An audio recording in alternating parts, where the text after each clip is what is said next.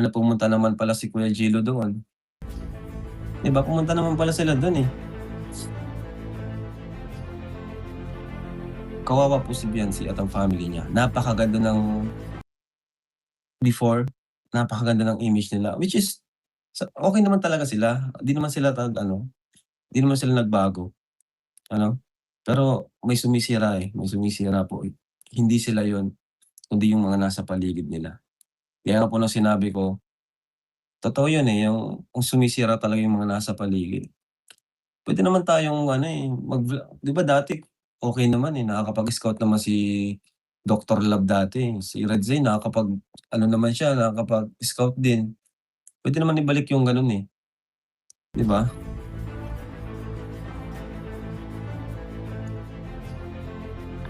Puwede naman ibalik yun, hindi naman kayang ewan ko lang baka mas malaki kasi yung 'di ko lang sure, kung mayroong nasa likod niyan. Puwede kasing may nasa likod niyan na gustong pabagsakin sa Edo, 'di ba?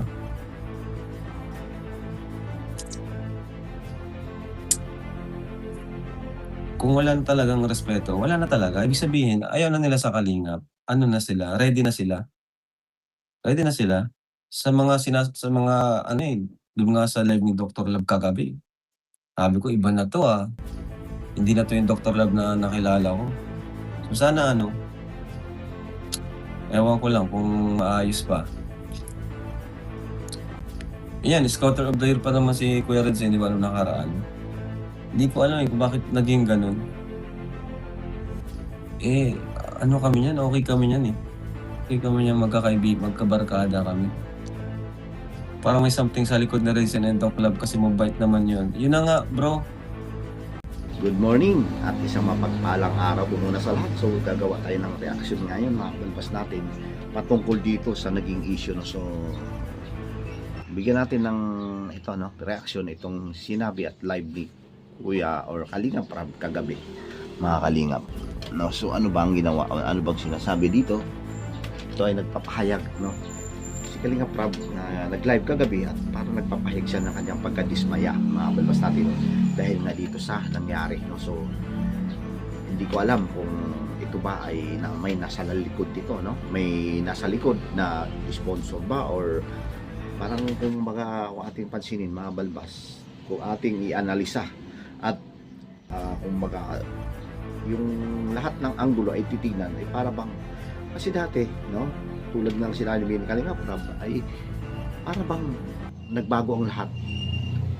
Baka at meron nga pala daw atang, or sinasabi na dito na baka may sponsor or parang nasa likod dito sa nagbago ang ugali. At alam naman natin na Kalingap sila Red Zane at itong si, no, Dr. Love, pero nagbago ang lahat, or ito ba ay sa tingin ni Kalingap Prab ay mayroong nasa likod? Di ko lang sure, kung mayroong nasa likod niyan.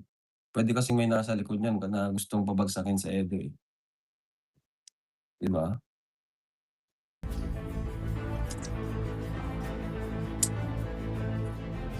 Kung wala na talagang respeto, wala na talaga. Ibig sabihin ayaw na nila sa Kalingap, ano na sila, ready na sila.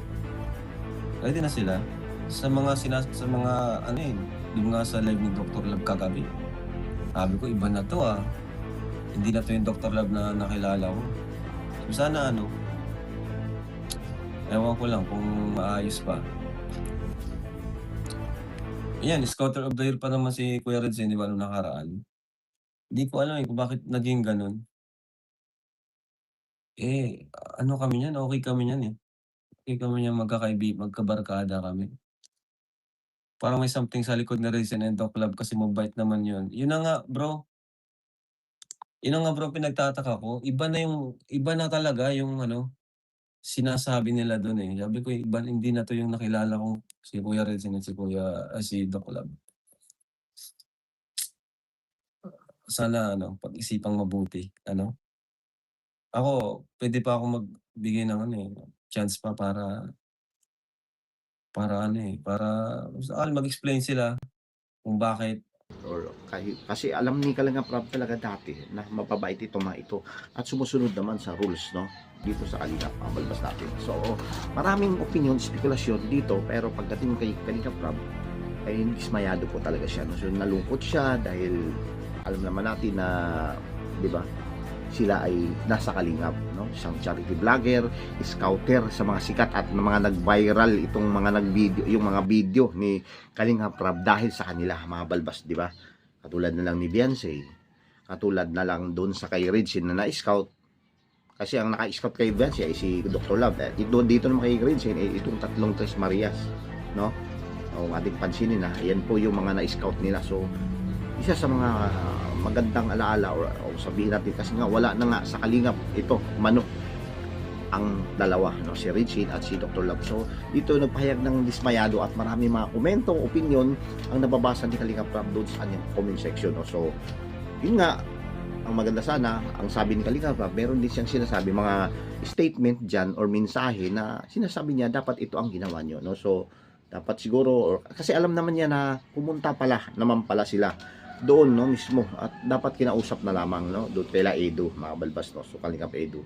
So sana privately kinausap, no. So dito nga kasi medyo nag-aapoy na at nagbatuhan ng mga iba-ibang salita at ibang statement, no, mensahe, kaya hindi naaayos, no. So nagpahayag si Kalingap Rab late na rin, or di ba dito na, pero kung sana kung naiayos to nung maaga-aga ay baka hindi pa ito lumala ang yung sitwasyon at baka hindi pa kumantong, no. Kasi ang nangyari naman sa side naman nila Regine at ni Dr. Love ay ang karaba kanilang sinisisi, no, dahil nung pagkatanggal nila at kasi nasuspindi sila, mga balbas, doon sa mga nilabag nilang umanong rules. Pero kung sila ang tanungin natin ay hindi naman daw sila wala silang nilabag na batas o rules dito sa Kalingap na ibinaba ng karaba, no? So hindi natin masyado itong kumbaga nagtuto ng pansin dahil hindi na sila, no, hindi na sila kumbaga ayaw na nila na, di ba, sumunod doon sa rules ng di ba, dito sa Kalingap, at na dito nga ay ang mismong karaba ang namuno, no, dito, mga balbas. Okay, pero ito hapyawan natin tong iba, mga balbas natin na minsan na hindi din alam, no, kasi naging hati kasi ngayon, mga balbas, no, may mga kumakampi doon sa girl, no, may kumakampi din sa side ng Kalingap, mga balbas, no, dito kay Kalingap Rab, dito kay Kalingap Edu, mga balbas, no. So yun nga ang napansin at nagbigay ng statement na sana hindi na sana lumala pa ang sitwasyon, sabi ni Kalingap Rab, mga balbas natin, no. So yun nga, sinasabi dito na sana kinausap, no, ng pamilya or nila, no, ito si Kalingap Edu para at least kasi marami nagiging mga balabas, marami tuloy yung mga kaka-opinion dito na ito nga, ano ba ang magandang desisyon dito na ang pinagsamahan nga dito sa dalawa na ito ay kung sabihin natin na mga Kalingap pa ito mga balbas, si charity vlogger, content creator, pero nangyari dagdating dito sa mga, di ba, yung pinagsamahan nila, mga balbas, no, dapat siguro kung sa side, no, kasi may mga may mga anggulo na tingnan dapat, no, bakit bababaan mo sila ng suspension kung ito man ay, di ba, kung sa alam naman natin na kaya pang kausapin dito privately na. So dito kasi sa Raba for the na rin, no, dahil nai-content agad at naipasok sa social media, pero kung siguro kung di ba, napag-usapan lang ito mula pa noon at hindi na muna na i-public, ay baka ito ay hindi, no, kasi pagdating kasi may mga problema pinapasok at nila-live agad dito sa Karaba, no. So sana kung naging privately lang ay baka hindi ito magmantong sa ganito na nagkasamaan na ng loob Pero kung talagang yun ang gusto nila, tuloy-tuloy nilang gawin yun, ibig sabihin, ayun na talaga nila sa Kalingap. Bro, late live ka na. Congrats kanina, bro. Bro. Salamat, Kuya Jens. Kasi bro, nakakain ako nung yung EMI spread. Kaya energized ako kanina. Order na kayong EMI spread kay Kuya Jens. Napakasarap nun. Guys, ulit nililinaw ko, si Beyonce is Kalingap pa rin. Umayaw lang po siya sa love team, pero sa pagpa-vlog sa akin, okay pa po siya. Ano po? Na-misinterpret lang po yung sinabi ni Ate Edna na ayaw na magpa-vlog. Sa love team lang po. Kasi si Beyonce, close friend siya ni Grace. Nagkakausap sila ni Gracia. ayoko pong mawala si Biancy dito sa Kalingap. Ano po, ayoko mawala si Biancy. Hangga't maaari, sana si Biancy is parang nararamdaman ko yung dati kong pakiramdam na pero ano, sana hindi.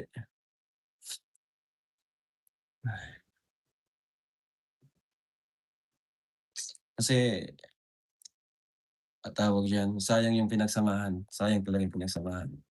'Di ba okey naman silang okey naman po silang naghiwalay, 'di ba? Nag-post pa nga sila, 'di ba? Si Edo nag-post pa, sabi pa nga nung mama ni Viancy kung pupunta dun, sabi ni Viancy kung pupunta si Edo sa bahay welcome pa rin, 'di ba? Okey nung naghiwalay pero bakit biglang ganito? Ano po,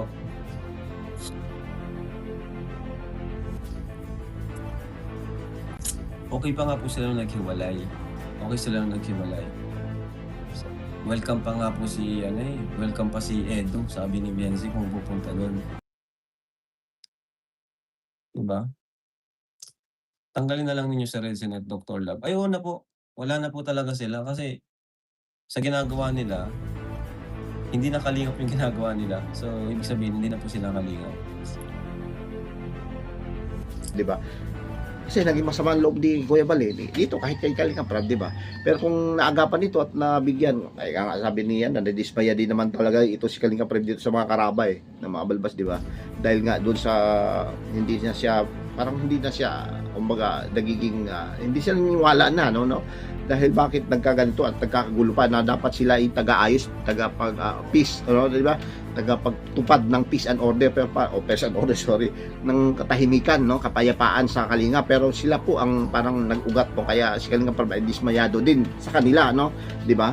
So hindi maganda, no, dapat sa ganito karaba pero may pagkukulang meron, alam ko may kulang talaga, bakit kailangan mo kausapin in live agad, no? So narinig at yung mga opinion nyo at yung mga suggestion nyo dyan na sinasabi nyo, mga payo nyo or di ba mga hatol nyo, sana may mga verbal warning man lang or kinausap privately, no? So dito nag-ugat talaga ito mga balbas dahil kung sa side nila Dr. Love, no, kung yun ang ginawa ng mismong karaba ay baka hindi pa humantong sa ganito, no, yung kausapin sila doktor privately at hindi na ina-air agad kasi na-air kasi agad sila rin say no. So nagiging parang mahirap i-resolve yung ganung problema pagdating sa sitwasyon na ganitong issue pa, no, na medyo masilan talaga tong issue na ito, no, may kabastusan kung di ba, kasi kung halimbawa ito ang nangyari tapos kung totoo man, no, umano allegedly mabalbas, pero kung ito ay kinausap ng private personal at hindi na napag-usapan sa social media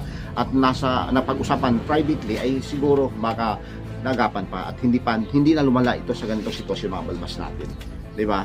So dito nagkaroon na ng pagla-live si Kuya Bal, Kalinga Prab at nagiging dismayado sila doon sa nangyari. Pero kung sa tingin natin or sa tingin kasi ng dito kahit kay Dr. Love at kay Redzen ay mali, no? May mali dito ang karaba kasi nga hindi lang nila, meron silang gustong sabihin meron silang dapat yung ilalaban dito, no, na kung halimbawa ito man ang binaba, sana, no, noon pa man or nung nangyari na before pa hindi sila binaba ng suspension ay kinausap na verbally, no, or di ba hindi na agad yung papatawag kaagad. Siguro may mga warning na ito, no, pero dapat privately, hindi yung nasa ere, no, di ba, mabalwas natin. Kasi kung nakuha mo, ako, i-air mo lang agad-agad na bibigyan mo ako ng suspension or verbal warning, kahit verbal warning, mabalbas mangyayari talaga dyan, sasama loob at magbaka, di ba? Kung halimbawa man may mga nasa likod na nito at iba, nabigyan na kumbaga, di ba, yung utak nung ay naalason na rin, no? Dito sa mga ito, magkaroon talaga ng problema ito, mga balbas natin. Nakuha nyo ako, no, sana nakuusap na, kasi ngayon naging viral na sila dahil dyan sa mismong aligasyon, no, na sinasabi nila. Kaya itong mga reactor na iba, banat ang banat, ganyan, pero hindi nila inisip anong isisira nila, di ba? Kakasira ito sa community ng Kalingap. At the same time kay Kalingap Edo, kay Biancy na pamilya, or di ba, dito sila kumakampi ngayon or dito sila ngayon, no? So, bigyan mga balbas sana magiging maayos ito, no? So, So, mayroon ng problema, no? Ito nga, lumalaan ang sitwasyon, kaya abang-abangan natin ito. So, sa atin naman, reaksyon natin is fair, no? Kung sana naagapan ito at nabigyan nga ng lunas ng maayos dito sa mga namumuno rito, no? Di ba? Itong mga karaban na ito, kung sana magiging okay ang lahat, no? At hindi na nabigyan pa ng mas malala pang, kumbaga, 'di ba, yung ang gulo na ngayon mabalbas sa kalingap no? So sana yun yung pinag-unan pa sila, lalo din sa mga nagre-reaction dito, no? Kasi ang reaction naging viral na reaction dahil doon sa nangyari sa issue at masilang issue ito mabalbas no? So yun lang po, at ang sabi ng mga komento kung ating babasahin ay napaka matindi na mabalbas natin. Okay, so medyo naging toxic, malilinawan sila. Yung iba naman sa kabila ay nalalabuan. Kung sa kabila naman ay nalalinawan, yung kabila naman ay nalalabuan. Doon lang nagiging toxic na. Hindi na alam kung sino ba ang dapat o sino ba ang nagsasabi ng tama. Or sila ba or yung... Kasi kung merong sinasabi at merong ebidensya ito ay napakabigat na kaso ito kung meron mang kasapa or kalakip na may mga evidence, no, sa sinasabi nila na may mga supporting documents ito mga balbas natin. Okay, so yun lang po, at sana magiging maayos po ito dito, itong mundo na or nasa tahanan tayo ng kalingap, no, at one family, one kalingap nga, pero ang nangyari ay nagiging magulo na mga balbas natin, no. So dito kung ating pansinin ay nasa bakasyon din si Dr. Love, no, Red Sane na nakaban, no, itong mga nakarang araw, mahal na araw, at nandyan po si Beyonce, sila Darling kasama doon sa Legazpi, Albay mga balbas, no. Kasama sila dito, may mga nasa likod dito, sponsor siguro, no, dahil may binanggit dito si Dr. Love na salamat sa mga yun sinasabi niya, may mga sponsors na gano'n na gumastos doon, at kasama dito si Beyonce. So wala naman kung saan naman ito, ang sa atin lang ay nakakita natin, napanood natin na nandun, no, kahit hindi na i-vlog pero na bigyan ng, kumbaga, di ba, hindi naman natin maiwasan yan na bigyan ng, or, di ba, na tanong or nakausap itong si Beyonce, ni Dr. Love dito sa kanyang daily vlog mga palos natin. Thank you, at isang mapagpalang araw po. Una muli, hanggang sa muli, at gagawa pa tayo ng reaction dito mga balbas. Thank you, at mabuhay pa tayo lahat. Bye-bye.